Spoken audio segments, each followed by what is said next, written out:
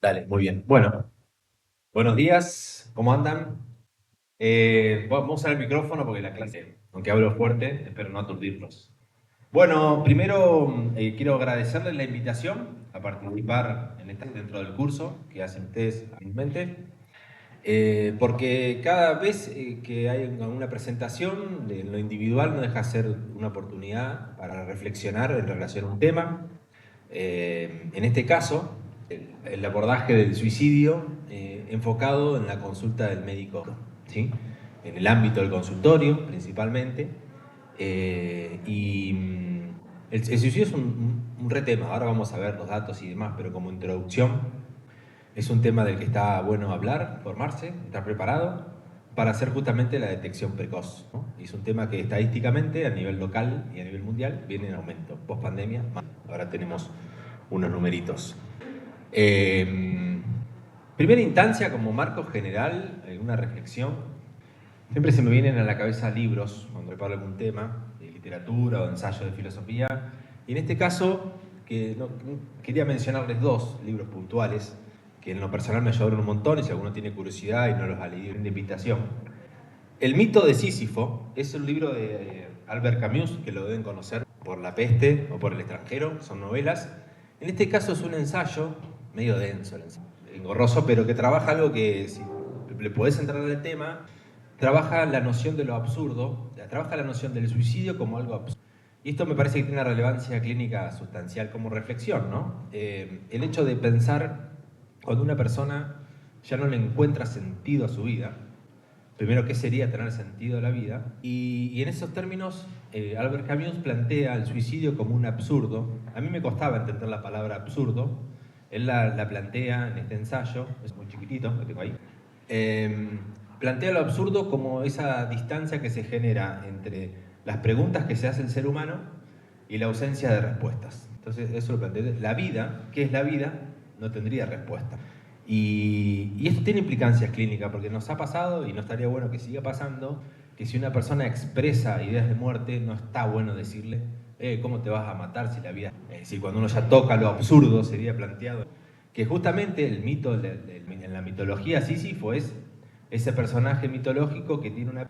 y la tiene que cargar hasta la montaña, y cuando la deja arriba de la montaña, la piedra vuelve a caer. Y está condenado a repetir eternamente eso. Y hace una propuesta, analizando eso, Camus hace la propuesta de que hacer la detección de lo absurdo, ya decís, bueno, estoy condenado a repetir esto, a partir de ahí empieza el sentido, ¿no? Como diciendo, bueno, estoy condenado a repetir lo de la piedra, si lo asumo como tal, a partir de ahí las cosas pueden tener algún sentido. Es una linda invitación a posicionarse respecto de eso.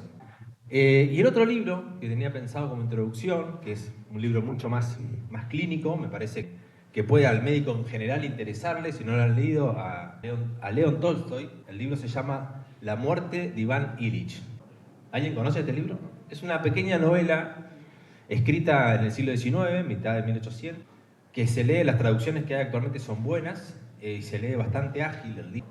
Y se trata de un tipo que está en los últimos finales días de su vida, postrado en una cama en su casa, y relata en novela cuando una persona, un sujeto se posiciona frente a la finitud de la vida, es decir, cuando la muerte, que esto se estima, no hay mucho estudio de esto porque es muy difícil estandarizar, pero se estima que uno tiene noción de la muerte propia a partir de los 40. Si llega un momento y dice, esto es finito, ¿no? Parece que esto en algún momento acaba. Después cada uno tendrá sus recursos sociales y culturales para enfrentarlo, pero en esta novela, que tiene momentos muy divertidos, más difíciles, digamos, narra la historia de este personaje en sus últimos días de cama, rodeado de gente que se lo quiere sacar de... porque es un muerto convaleciente que no para de gritar por el dolor. Y encuentra en uno de sus ayudantes un gesto de cariño de una persona que le agarra la mano, le toma el pulso, le da agua y lo asiste en sus últimos días. Y es triste la historia porque Iván Ilich muere con la idea de que su vida fue totalmente absurda. Pero bueno, lo narra muy bien León Tolstoy. Pensaba en esas cuestiones para pensar el impacto del problema del suicidio, pensarlo como un problema clínico, y que está buenísimo que se piense en esta para que podamos todos intentar reconocer las diferentes formas de comportamiento suicida desde ya, que no, yo creo que ya hace un montón dejó de ser un tema tabú, pero bueno, ahora soy psiquiatra hace un tiempo y es como que... Pero creo que se sigue divulgando la idea, ¿no?, de que hablar de suicidio no está mal. Es decir, justamente, ¿cómo se evalúa el suicidio? Vamos al resumen final. El suicidio se evalúa preguntando, ¿no?, haciendo preguntas. Es la única manera, tenemos, más directa de evaluar suicidio. Y no es un tema que debemos esconder abajo de la alfombra, ¿no?, porque justamente eso sería un inconveniente. Es por eso que, haciendo la evaluación, tenemos que identificar y evaluar el riesgo. La clase está pensada justamente en la atención primaria de la salud, en otras especialidades, y yo puse ámbito escolar para una ayuda a memoria, ¿no?, porque el suicidio en general, ahora hay una diapo del estadio, ¿no?, pero es conocido ya hace muchísimas décadas que las personas que cometen un acto suicida en el último tiempo consultaron con algún profesional. Pero también en el ámbito escolar. Últimamente el suicidio en adolescentes va en aumento y es el ámbito escolar donde se puede expresar. Por eso lo ponía como recordatorio de la dimensión del problema. Los ejes van a estar puestos en la detección precoz y el abordaje para poder diseñar estrategias de prevención y de posvención. No tengo tanto acá de posvención, pero se trata justamente cuando hay una conducta suicida, ya sea con suicidio consumado o no, ahora vemos las definiciones. Después también está la persona que se mata y después está el entorno de esa que se mata, que deja... De hecho, vamos a ver que uno de los factores protectores para el suicidio es tener descendencia. Es decir, como hay algo de la lógica de trascender, y una persona se mata, deja un agujero en su entorno. Bien. Estadísticas, un poco para tener la noción del problema. Quedó re chiquito. Yo no sé si estoy miope o tengo presbicia o las dos cosas juntas, pero bueno, disculpen, yo les voy leyendo. Igual son estadísticas generales ampliamente disponibles. Esto que les decía, la OMS siempre publica anualmente y la estadística sigue siendo la misma, que hasta el 60% de los pacientes que cometen un acto suicida hicieron alguna consulta médica dentro del mes y casi el 95% dentro del año. Y acá está el foco, ¿no? En estas consultas es donde debería detectarse precoz. Si es que encaramos el tema sin el tabú, ¿no?, de no encararlo. Sigue siendo una de las principales causas de muerte en todos los grupos etarios, por supuesto que varía el ranking según el grupo etario. En Argentina, puntualmente, los últimos datos disponibles es que el número de suicidios en el 2023 no es un año, cualquier año que habíamos terminado la última pandemia. Se registraron 4.195 suicidios, lo que representa la tasa más alta de los últimos años. La tasa de suicidio fue un suicidio cada 2 horas. Las provincias con mayor suicidio, yo lo puse porque soy de Entre Ríos, sale primero. Saben también que está dividida, o no está acá, pero la de suicidio sigue, la estadística se repite, de la salud. Esto lo hemos charlado, me parece, alguna vez. ¿Ustedes saben cuál es la especialidad donde más se suicida? Anestesia va primero, hay una segunda. Terapia no estaba entre las 3 primeras, cirugía tampoco. El segundo es oftalmología. ¡Qué loco! No te... Estoy diciendo, nadie la vio, ¿no? Oftalmología, ¿bien? Psiquiatría estaría tercero. Bueno. No está acá, pero la metodología suicida, que en las zonas rurales. En las zonas rurales hay menos registro, hay menos intentos, pero son más letales. Cualquiera que haya asistido en la zona rural ve que cuando se matan de manera muy cruenta y violenta. Bueno, el suicidio en adolescentes es la segunda causa de muerte entre la franja de los 10 a 19 años y en el grupo de 15 a 19 la tasa de mortalidad es de 12, o sea, está entre la primera causa de muerte, porque la primera es accidentes. Diferencias de género, se sabe, esto no ha cambiado últimamente, que las mujeres lo intentan más y los hombres lo concretan. O sea que el suicidio es más frecuente, ser varón es un factor de riesgo para un suicidio consumado. Vamos a repasar algunos conceptos que son importantes porque nos van a permitir, si alguna persona expresa alguna intención o idea o fantasía de muerte, justamente la evaluación es tratar de definir en dónde estamos posicionados, dónde está posicionado ese paciente. Sigue re chiquito, disculpen, pero bueno, yo les leo. El suicidio es justamente la muerte resultante del acto o comportamiento suicida. Tiene dentro de su definición el intento, que es decir, cuando no se logra la muerte. Y acá viene lo importante. Una cuestión son las ideas pasivas de muerte, algunos colegas le llaman fantasías de muerte, que en general se expresan medio de costado en el mismo interrogatorio. En mi experiencia personal de consultorio, como un dato ahí, no hay dificultades con esta expresión. En algún momento, si uno se toma el tiempo de escuchar a los pacientes, que por X tema, en algún momento estas frases, sobre todo en adultos mayores, son frecuentes de escuchar. ¿Por qué sería importante escucharlas? Porque al escucharlas podemos abrir la ventana. La mayoría de las personas estarían en el campo de las ideas pasivas de muerte. Pero bueno, ahora vamos a ver que hay una serie de preguntas que nos pueden orientar hacia si hay ideación suicida. Para mí es muy útil, nosotros hacemos en psiquiatría, en biología del pensamiento, por ahí parece algo de perorgullo, pero bueno, el pensamiento se compone de ideas y la concatenación de ideas, como imágenes mentales, digamos, representa una cuestión son las ideas pasivas de muerte, otra cosa es la ideación con planificación. Ahí ya empezamos a tener más alarma. Comunicación suicida es la expresión del plan suicida o no, o de la idea. El gesto para suicida se pone en la estadística, en las definiciones, no tiene que ver con las consultas nuestras, básicamente, porque el gesto para suicida es cuando una persona tiene alguna conducta que lo pone en riesgo, pero que no tiene intención de muerte. Por ejemplo, ir en la moto a 220. Hay otra definición, bueno, el suicidio consumado, ya está. Hay otra que en algunos momentos hemos trabajado con el suicidio encubierto. No todos lo consideran como una definición propiamente dicha, pero ustedes lo van a ver mucho, por ejemplo, porque hay casi todos los días, me imagino de esto, de pacientes, por ejemplo, con alguna enfermedad crónica tipo diabetes, que deja de tomar medicación propia para esa enfermedad, sabiendo las consecuencias que va a tener. Cuando empieza con el dedo morado abajo y aún no consultado se deja, ¿no? Hay algo ahí, ¿no? Pero bueno, se separa de las definiciones de conducta suicida por el tipo de abordaje, que eso es diferente, no estaría en el campo de la urgencia psiquiátrica, entendemos nosotros. Bueno, para el suicidio tenemos factores de riesgo y factores protectores. La mayoría de las clasificaciones las divide, tenemos los factores médicos y psicopatológicos, donde enfermedades médicas, estamos hablando de enfermedades médicas crónicas y terminales, las de principal riesgo. El 90% de las personas que están en el campo del comportamiento suicida, ya sea que lo intenten, lo manifiesten, lo expresen, lo tengan con ideación, tiene trastornos mentales. Dentro de los trastornos mentales, en las clasificaciones se pone intento previo, ¿no? O una obviedad, tener un intento previo es de más riesgo. Depresión, trastorno bipolar, esquizofrenia, alcoholismo, abuso de sustancias y trastorno de la conducta alimentaria, muy frecuente en adolescentes.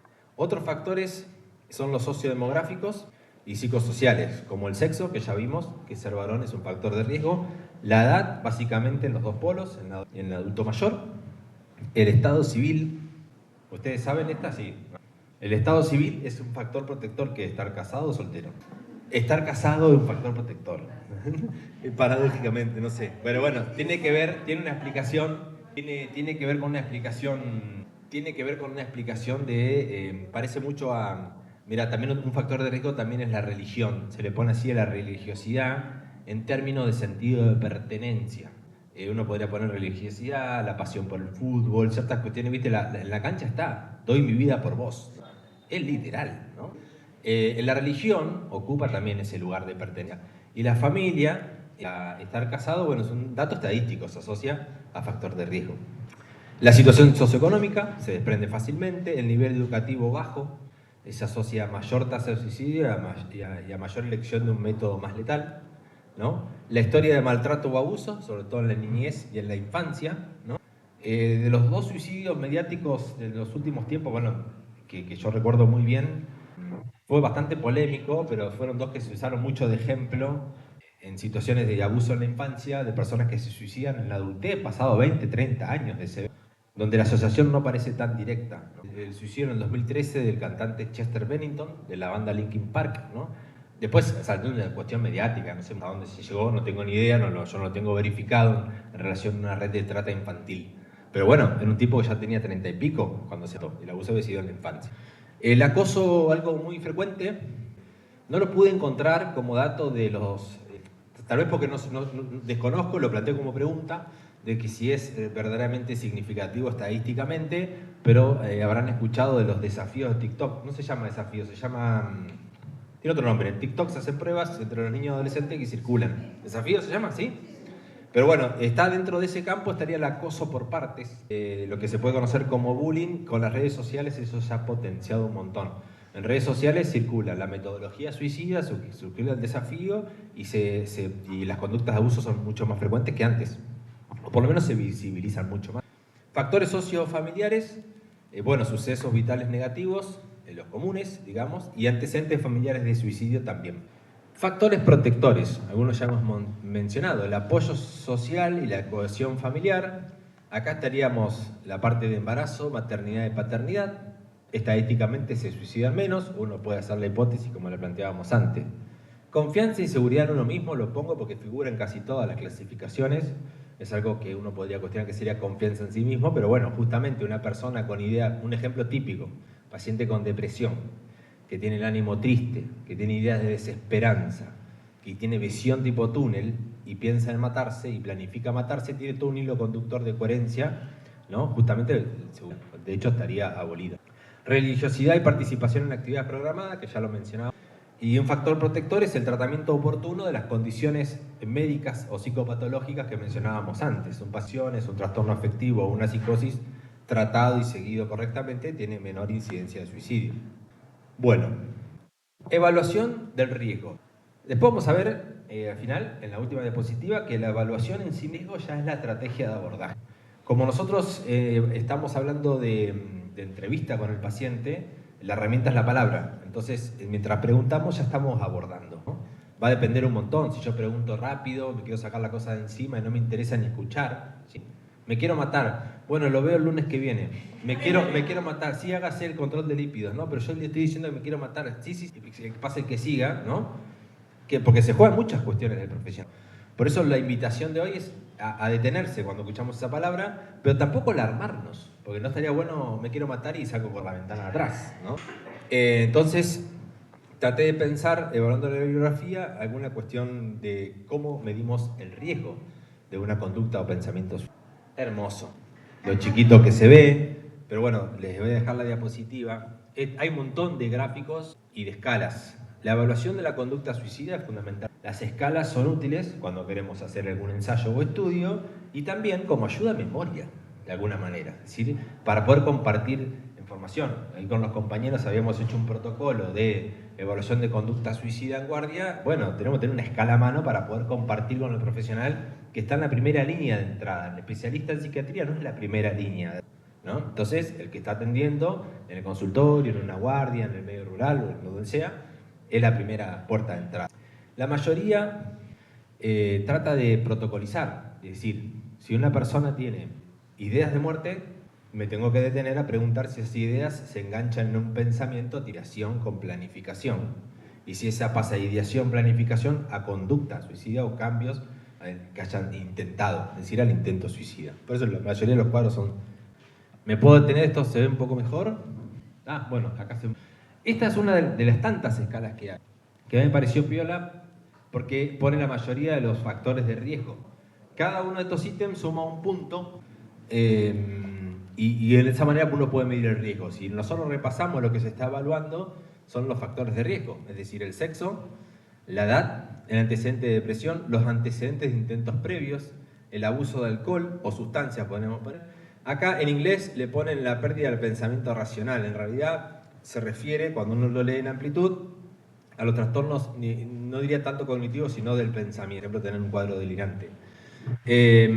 La falta de apoyo social, tener un plan organizado, que es algo que evaluamos, la ausencia de pareja estable, esta escala la pone ahí, y la presencia de enfermedad somática. Si yo sumo todo eso, evalúo el riesgo, ¿no? Si me da el riesgo alto, medio o...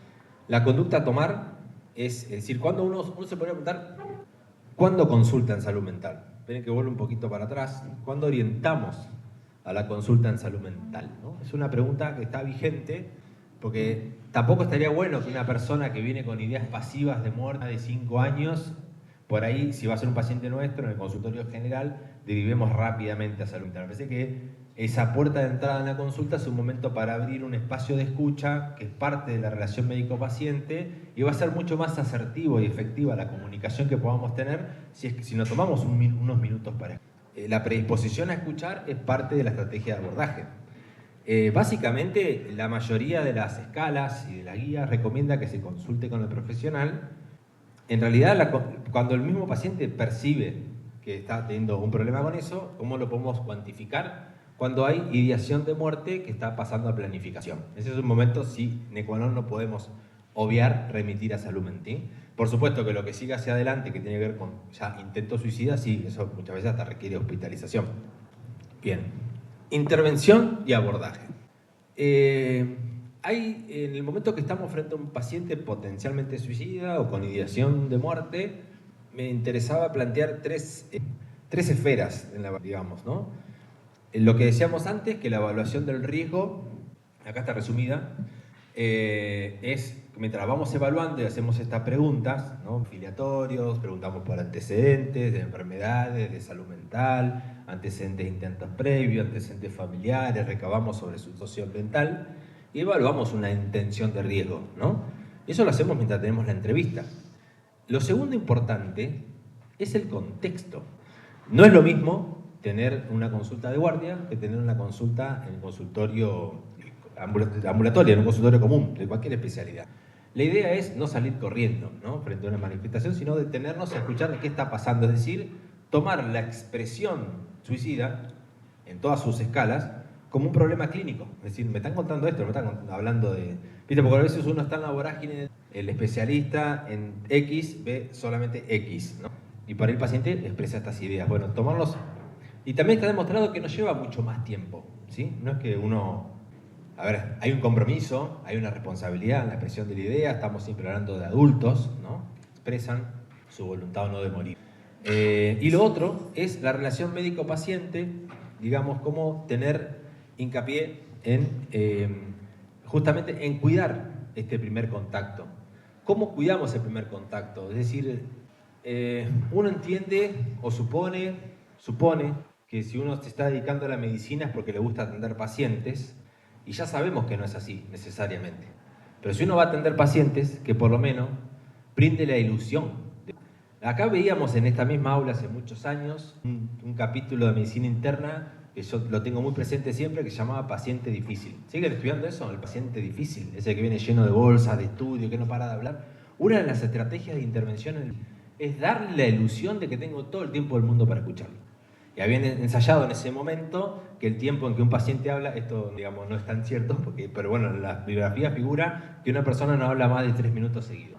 Entonces, pero en realidad está bueno el dato para animarte a darle la ilusión. Uno está apurado, se quiere ir, pero hay pacientes que hablan, si los dejas hablar, bueno, en nuestras consultas más, ¿no? Pero a lo que voy es darle la ilusión de que tenemos todo el tiempo del mundo, mostrando esa disponibilidad para realizar una escucha que ahora está bastante de moda hablar de escucha activa. Yo no la puedo separar de escucha empática. Y la empatía es todo un tema, porque no se trata...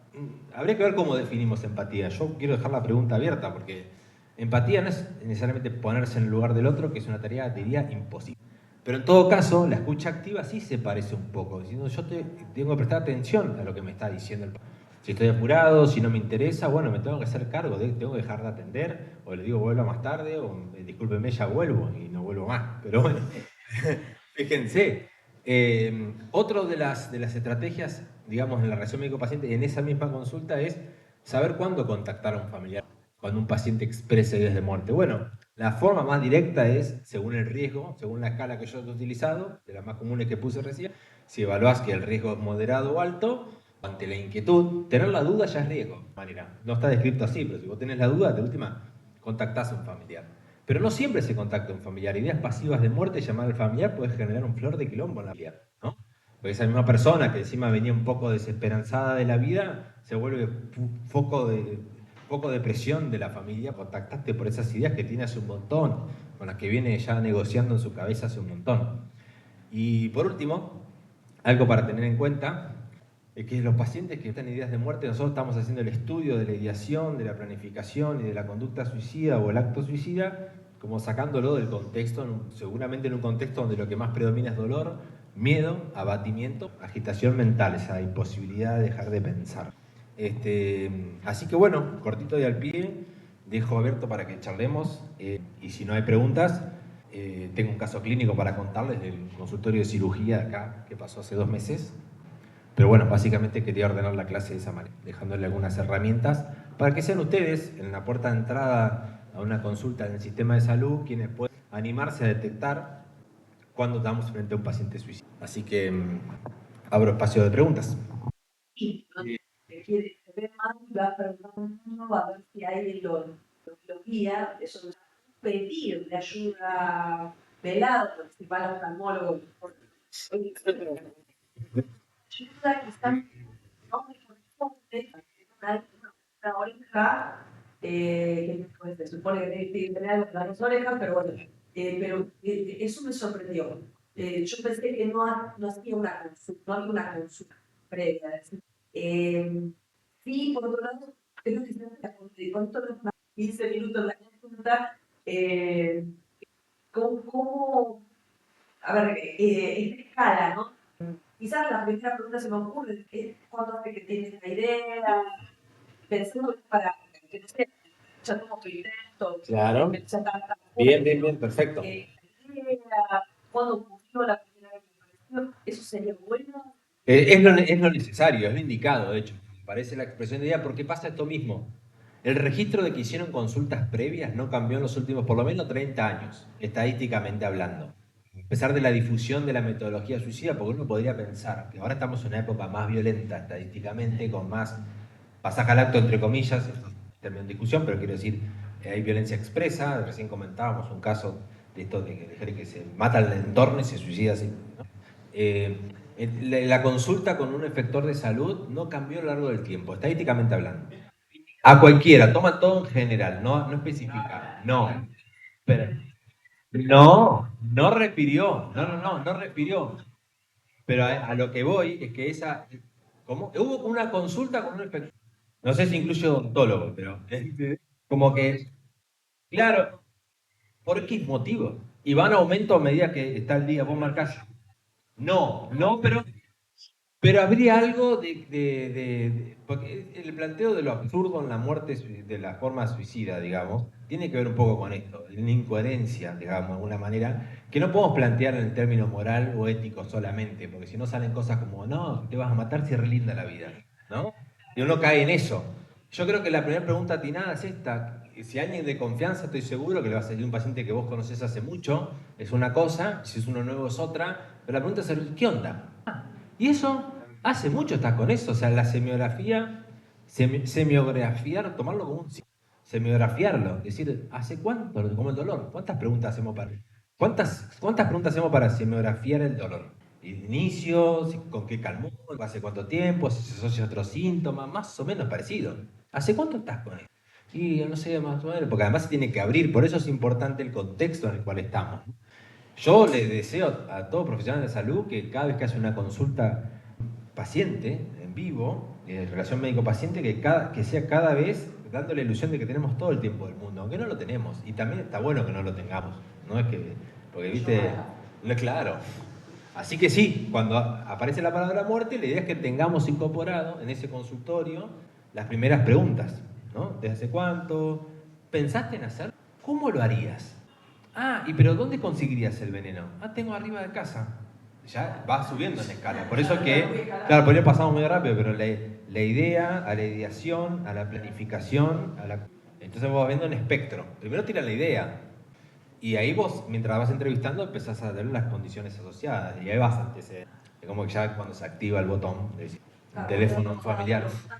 Claro, hablaste con alguien de esto. Lo más grave son los que no lo hablan. Claro. Pero aún así, estadísticamente, tuvieron en algún momento alguna consulta. No por ese tema, sino que se estuvieron acercando al sistema. Totalmente. Claro, claro. ¿Allá querías preguntarle algo? Sí. Claro. Sí, está claro. Está en el cuadrito que no se ve, chiquitito, pero se reproducen los mismos modelos en todos lados. Si el riesgo es alto, no puede irse solo. Nosotros en salud mental hacemos manejo ambulatorio de comportamiento suicida. No es algo que no se puede hacer, pero hablando de médicos en general, si vos detectás que el riesgo es alto, la escala esa me parecía la más piola porque la tenés rápidamente, la edad, el antecedente, si tiene el plan, si ya eligió la metodología, el cómo lo harías es una repregunta. Y además al paciente cuando le mostrás interés en la idea lo suelen expresar, pero bueno, si vos detectás riesgo alto o tenés dudas, no se va, se queda y lo trasladás al dispositivo más cercano que tengas.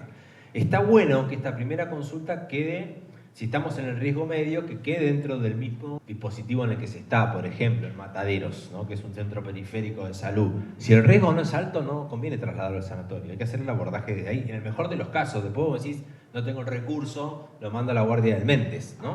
Riesgo alto no tenemos duda, el tema es el riesgo medio, ¿no? Entonces, en ese caso, contactar a algún colega de cualquier especialidad, pedir ayuda a vos también.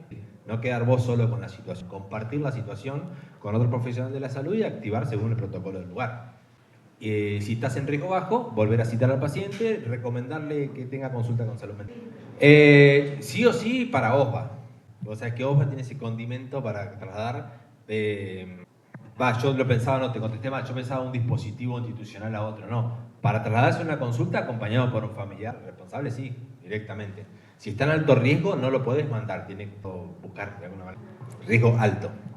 Yo lo que me acordaba mientras preparaba la clase hace 2 meses, ahora este año, consultan, llaman del consultorio de cirugía, dicen, necesita un psiquiatra. A mí, si me agarras medio cruzado, esa ya me cae re mal, ¿viste? Como, no tenemos turno. No, pero es una urgencia. Una doctora está con una paciente que evaluó, la está haciendo esperar en el consultorio, hizo bien la doctora, detectó que algo había y le pidió a la paciente que esperara. Y necesitaba ayuda a la doctora para manejar el caso. Yo me acerco a la consulta y me pongo arriba de la mesa en el ejemplo. Yo estaba con otras cosas.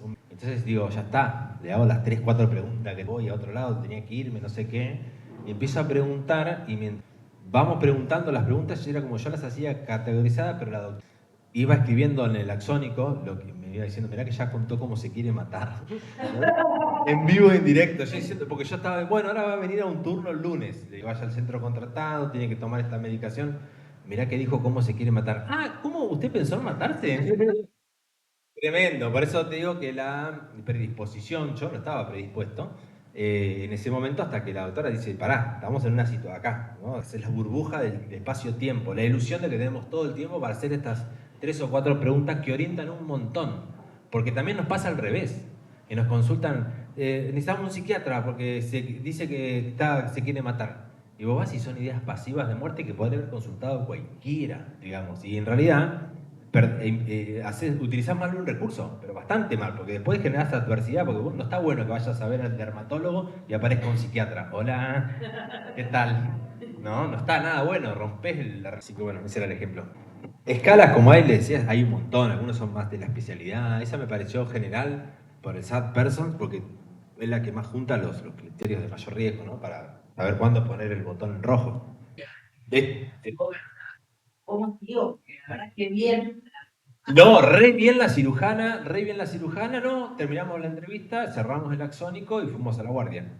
Y saltamos a un familiar que obviamente no pasa, o estaba peleado con todo el mundo. Claro, te escapó una olla de síntomas psicóticos que no estaban a flor, no eran fácilmente expresables, había que meterse, bueno. Hablamos en el consultorio y fuimos a la guardia y terminé internado. Primera vez, no tenía antecedentes de tratamiento mental, no tenía antecedentes de intentos previos. Lo que tenía era el movimiento actual sincrónico, la idea con la planificación. Veneno para ratas, que es uno de los métodos más comunes. Claro. Sí.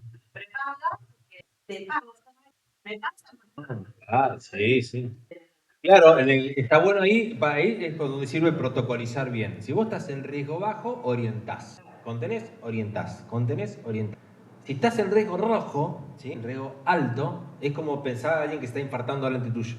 Ya está, se interrumpe, salís afuera, los que están en la doctora interrumpe, como alguien, o no sé, una obstetra que va al parto. En el momento se interrumpe todo lo que estás haciendo, pues no hay ningún familiar. No está descrito que no se pueda mandar a un paciente con riesgo alto acompañado por un familiar, pero se recomienda que no. ¿Sí? Digo, pero vos estás planteando una situación que estás vos sola cara a cara con un paciente, que hay 2 versiones, paciente nuevo de primera vez y paciente que ya conoces. Ya conoces un paciente, si te va a ver, y la confianza va por otro lado. La operación de comunicación es mucho más efectiva y hasta vos te sentís más cómodo. Paciente de primera vez que expresa así, decís, ¿qué carajo hago con esta acá? Yo no sé qué es peor, si una conducta suicida o una agitación psicomotora. Porque la otra, como la violencia hacia afuera con agresividad, es un escándalo. Pero bueno. Sí, bueno. Sí, Maxi, si ella bajó en la escala, yo vengo bajando el suicidio hace unos años. No figura ahora en el ranking de lo más alto, antes sí, estoy haciéndote mi lectura del caso, lo que sé mucho, trastornos por consumo de sustancias y trastornos afectivos, que a su vez son factores de riesgo para eso. Bueno, la idea era esa, compartir un poco el esquema de información para que la tengan disponible y lo tengan en cuenta. Yo creo que ya es un montón que puedan pensar en esto cuando escuchen muerte.